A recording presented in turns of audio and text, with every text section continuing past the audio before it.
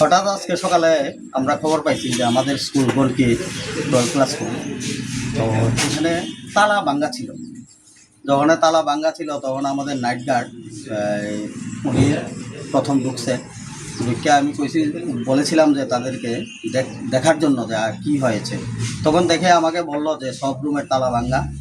তখন ওনাকে বলেছি ঠিক আছে আমি আসছি, আপনি থাকুন আর আমি থানাতেও ইনফর্ম করছি। তো যথারীতি থানাতে ইনফর্ম করেছি। তো থানা থেকে স্যার তারা এসেছেন এখন। তারপরে আমরা ঢুকে দেখতে পেলাম যে আমাদের সমস্ত আলমারি, যেখানে টাকা পয়সা বিভিন্ন ফাইলপত্র থাকে, মানে স্কুলের এক কথায় সমস্ত আলমারি চোরের দলেরা ভেঙে ফেলেছে এবং সমস্ত জিনিস উলটপালট করে ফেলে দিয়েছে। কিন্তু এখন পর্যন্ত আমরা নির্ধারিত করতে পারিনি যে কী কী চুরি হয়েছে। তো আমরা বাকিগুলি দেখলে আমরা বলতে পারবো যে কী কী চুরি হয়েছে। তবে কিছু অ্যাডমিশনের আমাদের টাকা ছিল, এইগুলি সম্ভবত নিয়ে গেছে। অনুমানিক কত টাকা হবে?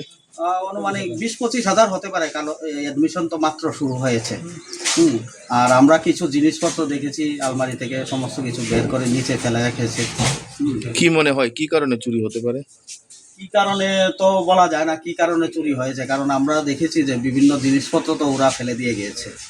হ্যাঁ, তো কয়টা গডরেজ মানে ভাঙা হয়েছে? মোট 11টা গডরেজ ভেঙে ফেলেছে। আপনারা কয়টার সময় জানতে পারছেন যে